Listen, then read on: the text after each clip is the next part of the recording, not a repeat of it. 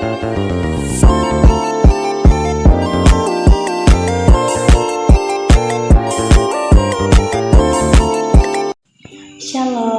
perkenalkan nama saya Ratna Putri, semester 2 program studi teologi, mata kuliah teologi perjanjian baru 1, dosen pengampu Ibu Erlina Waruhu, magister teologi.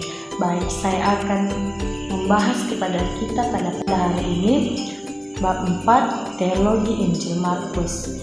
Injil Markus di mana pada bagiannya A, introduksi Injil Markus. Penulisnya Markus sendiri. Tema Yesus adalah hamba, kata kunci pelayanan. Waktu penulisan 55-56 Masehi. Ditulis untuk orang percaya. Ada yang menjadi latar belakangnya. Latar belakang Injil Markus merupakan kisah yang paling singkat, yang paling tua tentang permulaan Injil tentang Yesus. Dan ada tujuan penulisan dalam kitab Markus. Itu yang pertama, pada tahun 60 Masehi, orang percaya diperlakukan kejam oleh masyarakat dan diantaranya banyak yang disiksa, bahkan dibunuh di bawah pemerintahan Kaisar Nero. Yang kedua, untuk memperkuat dasar iman orang percaya di Roma, di mana pada saat itu jika mereka diperlakukan kejam, untuk mendorong mereka agar tetap setia menderita dengan Injil dengan diperhadapkan kepada kehidupan, kematian serta kebangkitan Kristus. Adapun yang menjadi muatan teologis, yang pertamanya kristologi yang ditindakkan. Yang dimaksud dengan ini adalah salah satu ciri khas Markus ini yaitu disebut sebagai kristologi, dan di mana kristologi adalah doktrin atau ajaran tentang Yesus Kristus yang ditunjukkan aksi atau tindakan. Dan kedua, presentasi mengenai Allah, di mana presentasi mengenai Allah ini melalui Injil Markus ini kita dapat mengenal Allah, di mana kita mengenal Allah ini sebagai Raja. Kita bisa melihat Markus pasal 1 ayat 14-15, di mana dia adalah sebagai Bapa, sebagai yang Maha Kuasa. Dan yang berikutnya, dan ada beberapa misi penyelamatan yang dilakukan Allah, yaitu A, melalui kerajaan Allah. Kita sering berpikir bahwa kerajaan itu adalah suatu tempat yang bangunan atau tidak bergerak, di mana tapi pada Injil Markus ini kita dapat menjumpai bahwa kerajaan itu adalah sebutan lain yang menunjukkan kepada kehadiran Yesus, di mana Allah mencampur tangan dalam sejarah pengalaman hidup manusia. B, pemuridan. Pemuridan dalam Injil Markus tidak hanya menceritakan siapa Yesus, tetapi diajarkan bagaimana kita merespon terhadap kabar sukacita dan dengan menjadi murid. C, misi. Misi dalam Injil Markus itu tidak hanya memberikan bayangan saja terhadap misi, tetapi juga memberikan fondasi atau dasar dan dari teologis untuk menjangkau orang-orang yang belum mengenal Yesus, dan atau tidak dijangkau tidak hanya saudara terdekat kita saja yang hanya anggota keluarga kita, tapi misi ini dilakukan untuk semua orang, termasuk orang kafir, dalam melaksanakan kehendak Allah. Bagian D, penebusan dan keselamatan ini, di mana teologi Markus mengenai penebusan dan keselamatan dapat dirumuskan dengan baik melalui kesaksian dan kepalsuan tentara. Setelah penyaliban Yesus, mereka mengatakan sungguh orang ini adalah anak mereka. Bagian 3, eskatologi. Eskatologi adalah doktrin atau ajaran di mana tentang akhir zaman. Dalam kita bisa melihat dalam Markus 1 ayat 15, di mana kita dapat melihat pernyataan Yesus bahwa waktu penggenapan itu telah tiba di sini, di mana dari kerajaan Allah hadir dalam sejarah. Tiba di Anak manusia akan mengirim malaikatnya untuk mengumpulkan orang-orang dari segala penjuru angin, ujung bumi dan sampai ke ujung langit. Baik, sekarang saya membahas bab 5, teologi Injil Lukas. Introduksi Injil Lukas, di mana ada beberapa bagian.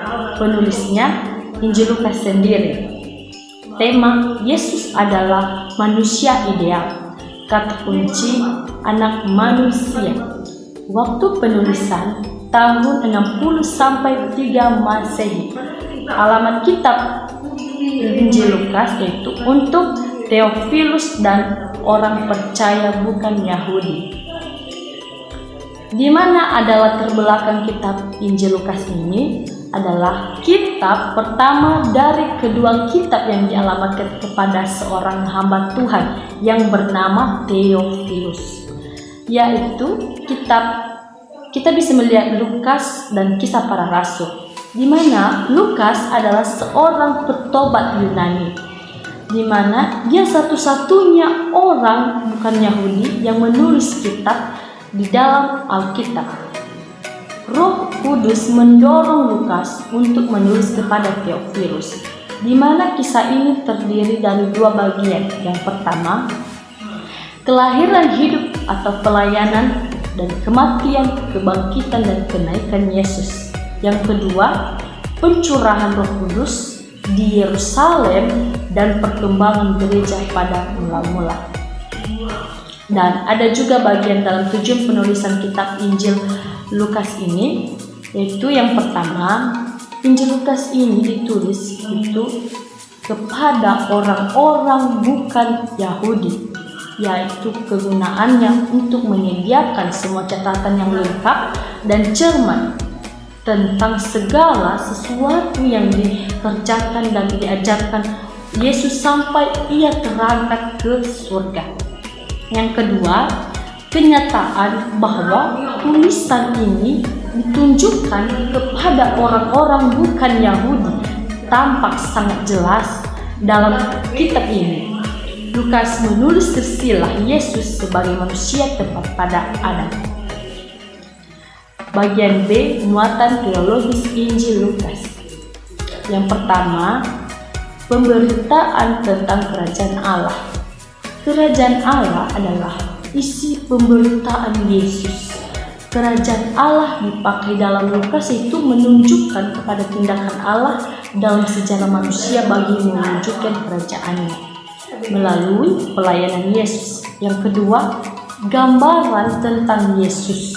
1. Yaitu peduli pada orang-orang yang bukan Yahudi. Injil Lukas tidak hanya diberikan kepada orang-orang Yahudi, tetapi juga kepada orang-orang yang dianggap kafir dan berdosa. 2. Kenalan bagi orang miskin. Di mana yang dimaksud ini? Kata miskin di sini bukan berarti miskin dalam materi saja, tetapi miskin yang dimaksud adalah miskin dalam fisik bagi orang-orang. Kata miskin dalam bahasa Yunani adalah potkos, berarti miskin dalam arti sangat miskin, tidak mempunyai apa-apa. Orang miskin sangat menggantungkan hidupnya pada belas kasihan orang. Miskin misalnya yaitu orang yang tertindas dan seperti lumpuh, buta, kusta, cacat, dan orang Yahudi menganggap seperti pemungut cukai itu kumpulan yang tidak disukai atau bisa kita katakan dibenci oleh orang-orang Yahudi pada saat itu. 3. Yang ketiga adalah gelar-gelar Yesus, di mana di sini gelar-gelar Yesus adalah sebuah kehormatan atau seorang ada beberapa gelarnya, yaitu Yesus itu yang pertama Yesus sebagai nabi, dan yang kedua anak Allah, yang ketiga anak Daud, dan yang keempat Kristus Mesias, dan yang kelima Tuhan. Yang bagian keempat gambaran tentang murid, di mana dalam gambaran tentang murid ini menggambarkan tentang murid-murid Yesus pada saat itu, di mana Lukas begitu berbeda dari Injil lainnya. Jika dalam Markus sulit murid-murid yang digambarkan sebagai orang-orang yang degil hatinya dan sulit sekali memahami maksud perumpamaan tentang Allah. Tapi tetap dalam Injil Lukas ini sebaliknya para murid dikenal sebagai murid-murid yang tetap menjaga kesetiaan kepada Yesus Kristus hingga Yesus disalibkan. Baik, kita akan membahas bab 6. Baik, saya akan melanjutkan bab 6, yaitu teologi Injil Yohanes, di mana kita akan melihat Injil Yohanes ini. Ada beberapa bagian. Yang pertama, introduksi Injil Yohanes. Ada beberapa bagian. Pertama, penulis kitab Injil Yohanes ini Rasul Yohanes sendiri. Tema firman Allah yang menjadi manusia. Kata kunci kehidupan. Waktu penulisannya 80 sampai 95 Masehi.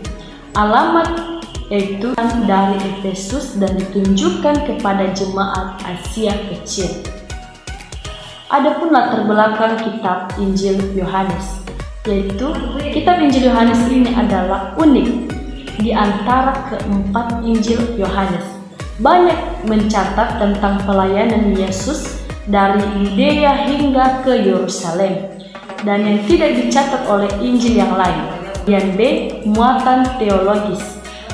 Muatan teologisnya beberapa bagian. A, logos. Yang dimana dimaksud kata logos adalah firman. Logos artinya firman yang telah menjadi manusia. Logos memiliki gagasan yang luas baik dalam dunia Yahudi maupun Yunani. Logos memiliki maksud-maksud tertentu, di antaranya yaitu ada dua bagian. Yang pertama, Yohanes merujuk keadaan sebelum penciptaan atau sebagai menggambarkan hubungan antara Yesus dengan Bapa. Yang kedua, Yohanes menyatakan kalau firman itu berperan dalam penciptaan dunia. Logos dibedakan dari hasil ciptaan dengan menggunakan kata ada sedangkan untuk menciptakan. Ia menggunakan kata diciptakan. Bagian 3, Yohanes mengaitkan logos dengan manusia, di mana logos menjadi manusia, yaitu atau bisa dikatakan firman yang telah menjadi manusia, yaitu dengan melalui nubuatan dalam nabi. Dan dia firman Tuhan itu memberikan kekuatan dan pemenuhan hidup. Bagi Yohanes yaitu daging yang menandakan bahwa logos menjadi manusia seutuhnya. Bagian B, kesatuan Bapa dan Anak. Dalam Yohanes dia mengatakan bahwa kesatuan yang kuat antara Bapa dan Anak. Hal ini tampak bahwa pada mulanya adalah firman, di mana firman itu bersama-sama dengan aku adalah aku atau akulah. Bagian C, kata-kata aku adalah atau akulah, di mana ini merupakan ungkapan yang bersifat pernyataannya kepada para pendengar dan pembaca. Di mana dalam Injil Yohanes sering kali digunakan ungkapan seperti akulah roti hidup, akulah terang dunia, akulah pintu bagi domba-dombaku. Baik, sekarang saya akan membahas bagian bab 7, di mana teologis Injil Kisah Para Rasul. Di mana Injil Kisah Para Rasul ini terdiri dari dalam beberapa bagian. Yang pertama, introduksi kitab Injil Kisah Para Rasul. Kitab Kisah Para Rasul ini ditulis penulisnya yaitu oleh Lukas. Tema penyebab Injil yang penuh keberhasilan dengan melalui Roh Kudus, kuasa Roh Kudus. Kata kuncinya yaitu saksi-saksi. Waktu penulisan sekitar 63 tahun Masehi, dan dialamatkan kitab Kisah Para Rasul ini yaitu kepada Theophilus. Kita bisa melihat Kisah Para Rasul 1 ayat 1. Ada yang menjadi latar belakang Kisah Para Rasul ini. Yang pertama itu Kisah Para Rasul. Seperti halnya Injil Lukas berbicara tentang kehidupan Yesus pada saat itu, mulai dari kelahirannya, pelayanannya, dan pengorbanannya, dan sampai kematiannya, dan kebangkitan serta kenaikan Yesus Kristus.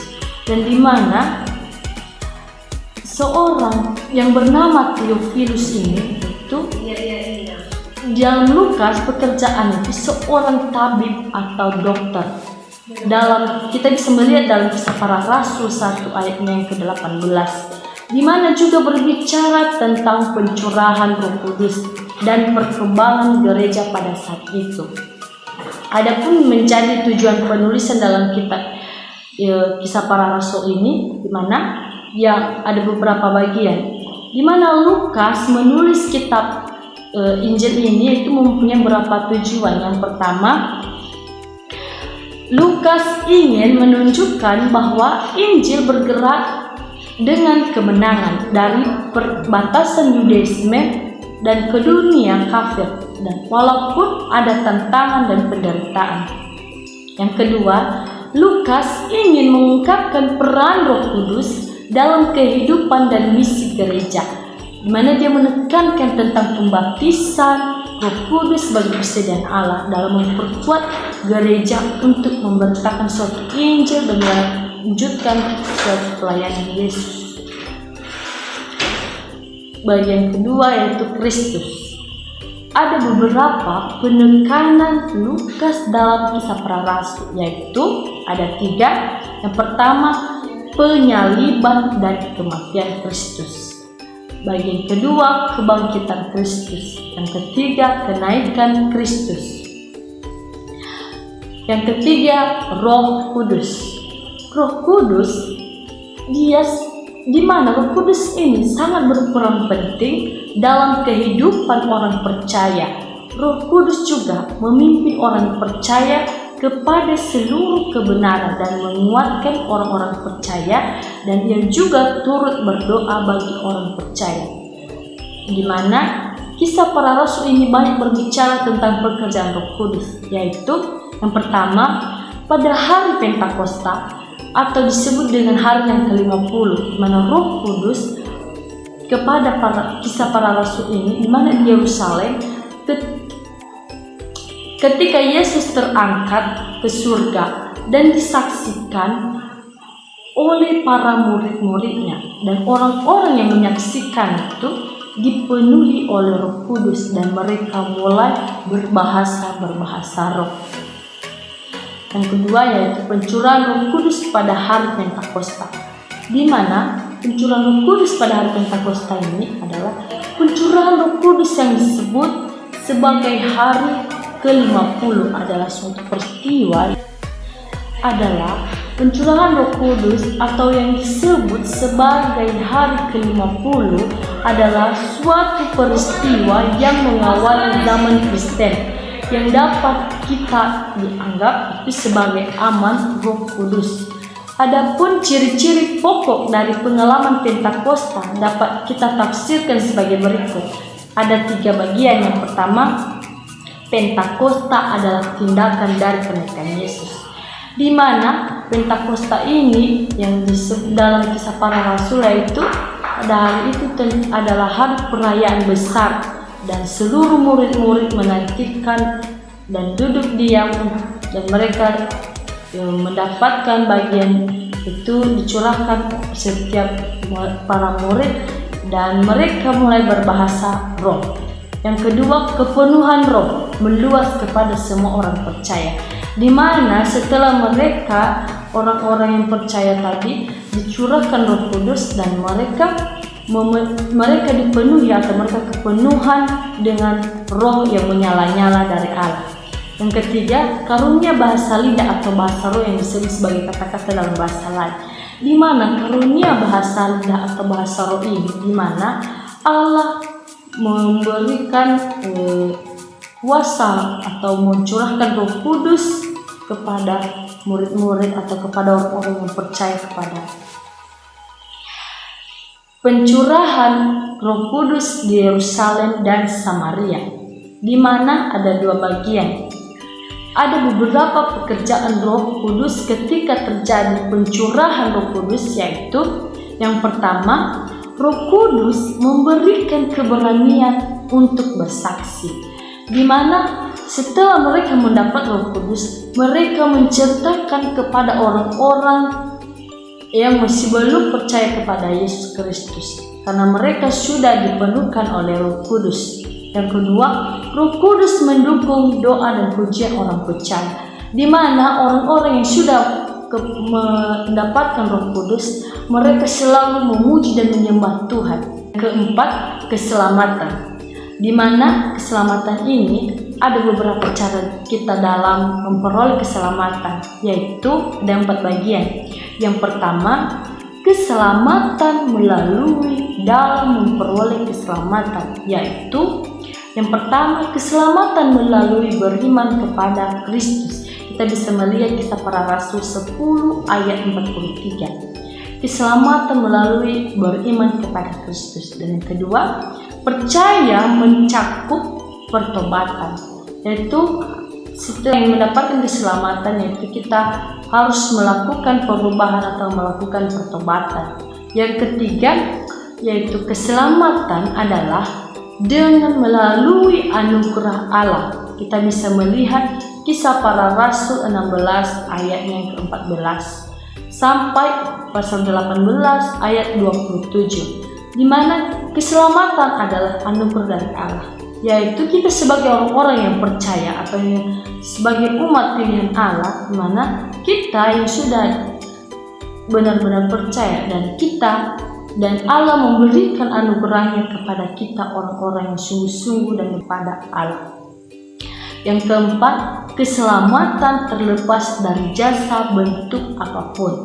Di mana yang dimaksud ini adalah setelah kita akan memperoleh keselamatan itu, kita terlepas dari segi dalam keberdosaan dan kita dijauhkan dari segala kejahatan ataupun yang menjadi suatu kendala dalam kehidupan kita. Yang kelima, gereja. Gereja ini di mana arti kata gereja itu dalam Kisah Para Rasul itu memberikan cukup banyak materi tentang doktrin gereja, di mana kitab ini merupakan catatan lahir dan tumbuhnya gereja, di mana gereja mula-mulanya yaitu mereka bertekun dalam doa dan suka berbagi-bagi apa yang mereka miliki, adalah kepunyaan mereka bersama. Ada beberapa doktrin atau ajaran mengenai gereja itu. Yang pertama, formasi gereja. Kedua, organisasi gereja. Ketiga, fungsi-fungsi di gereja. Sekian saja video saya. Jika ada kata-kata yang salah dari awal sampai saya akhiri video ini, semoga menjadi manfaat bagi saudara-saudari. Saya sapa kita sekali lagi. Shalom.